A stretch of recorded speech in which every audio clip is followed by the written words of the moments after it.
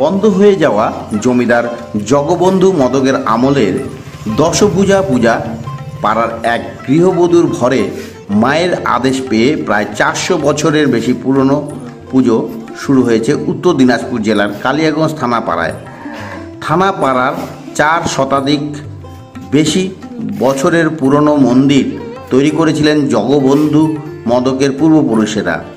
চুন সুরকি দিয়ে তৈরি মন্দিরের দেওয়ালে মন্দির স্থাপনের ইতিবৃত্ত লেখা থাকলেও আজও পর্যন্ত কেউ সেই লেখা বুঝে উঠতে সক্ষম হয়নি। আগে এই মন্দিরের দুর্গাপুজোর সময় মা চণ্ডী রূপে দুর্গা আরাধনা মেতে উঠতেন কালিয়াগঞ্জের সাধারণ মানুষ। ভোগ বিতরণ সহ পাঠাবলি ও বিশাল মেলার আয়োজন দেখতে দূর দূরান্ত থেকে গরুর গাড়ি করে এখানে প্রচুর মানুষের আনাগোনা হতো। সময়ের পট পরিবর্তনে আজ সবই অতীত, আজ আর কিছুই নেই। এখানকার দুর্গার বেশ একচালার দেবী মূর্তি হলেও লক্ষ্মী ও সরস্বতী ঠিক জায়গায় থাকলেও গণেশ এবং কার্তিকের স্থানটি ডান দিকের জায়গায় বাঁ দিকে রয়েছে। চুন সুরকির তৈরি 4 চালার মন্দিরে গা ঘেঁষে বর্তমানে গজিয়ে ওঠা পাকুর গাছের শিকড়ের প্রাচীর ফাটিয়ে মন্দিরের জরাজীর্ণ অবস্থায় জড়িয়ে রয়েছে। লোকসংখ্যা বৃদ্ধি পাওয়ায় মন্দিরের চারদিকে গজিয়ে উঠেছে প্রচুর জনবসতি। বেশ কয়েক বছর ধরে মন্দির চত্বর এলাকার মানুষ ফেলতে শুরু করেছিলেন তাদের বাড়ির বর্জ্য পদার্থ, আর এতেই ঘটেছে বিপত্তি। মন্দিরের পাশের বাড়ির গৃহবধূর ভর ওঠে, সেখানে নির্দেশ দেওয়া হয় নোংরা আবর্জনা পরিষ্কার করে মা চণ্ডী পূজার। এবছর 10ম বর্ষে পুজোর প্রস্তুতি শুরু হয়ে গিয়েছে। এই পূজা জমিদারদের পূর্বপুরুষদের পূজা হলেও এখানে বারোয়ারি পূজায় পরিণত হয়েছে। এখনও জমিদারদের পরিবারের লোকেরা পুজোর সাথে জড়িত। তাদের নির্দেশেই জমিদারদের পুজো থেকে এখন সার্বজনীন পূজায় পরিণত হয়েছে। প্রতি বছরের ন্যায় এবারও দুর্গাপূজায় কোনো খামতি রাখতে চান না থানাপাড়ার বাসিন্দারা, তাই চলছে জোর কদমে এখন প্রস্তুত। আপনার নাম? নানাচন্দ্র দাস। এই পুজো সম্বন্ধে কিভাবে প্রচলন হয়েছে? এই প্রচলন হয়েছিল যে কোনো একটা মায়ের আদেশেই, যে ফুলকুমারী চৌহান তার আদেশেই এইখানে পূজাটা সূচনা আরম্ভ হলো।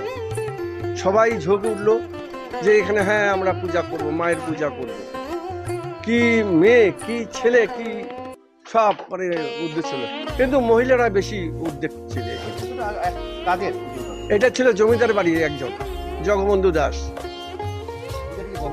বহুদিন বন্ধ ছিল। তারপরে এই যে বললাম না আদেশেই মায়ের আদেশ হোক, ওই যে ফুলকুমারী চৌহান। কত বছর পুরনো? সেটা দেখো, আমি এত বছর বয়স আমার, তখন থেকে আমি জিজ্ঞাসা করছিলাম না, বললাম না জিজ্ঞাসা করছিলাম আমি যে বাবা কত বছর হবে? বললো বাবা আমার ঠাকুর দাদাও বলতে পারবে না যে এই পুরা পূজাটা কবে কার। আপনার ঘর ওঠার পর থেকে মহিলার ঘর? হ্যাঁ, তারপর থেকে এখন শুরু হয়ে গেছে। এবং মহিলারা এখানে যদি বলা যায় যে যাও এখান থেকে যাও, রাত্রি হয়ে গেছে, বেলা বাড়ি যাও। পূজার কটা থেকে এখানে রাত্রি 12টা 1টা পর্যন্ত এটা খুব আনন্দ করে, মানে কে বলা যাবে না। বাড়ি থেকে আসলে উঠে না, কেউ যায় না। আচ্ছা, মন্দিরটা এরকম অবস্থা, মন্দির থেকে উদ্যোগ নেওয়ার মতো লোক নেই। যে কারণ যে একটা উদ্যোগ নিবে, জানেওয়ালা সব পার্টি আছে। আমরা এখানে চাঁদা কাটতে বসি, এখানে সবাই জিজ্ঞাসা করে মন্দিরটা আপনারা কাজ করুন না কেন, আমরা তো আছি। হিলি পর্যন্ত লোক আসছে, কিন্তু এই উদ্যোগটা নেই। মায়ের মূর্তিতে একটু পরিবর্তন দেখা যায়। মায়ের পরিবর্তনটা আগের থেকে, এটা এই যে সরস্বতী আলাদা, গণেশ আলাদা, আগের থেকে পছন্দ ছিল। এখন তার পূজা না, হাতে সময় না, কতটা এখন ব্যস্ত আপনারা? আমরা ব্যস্ত খুব একটা নই, যে কারণ আজ থেকে এই মহিলারা শুরু করবে চাঁদা তোলা। এই যে আমার মহিলারাই অংশগ্রহণ করে, পুরা অংশগ্রহণ, পুরা 100%-এর মধ্যে 80% এরাই করে।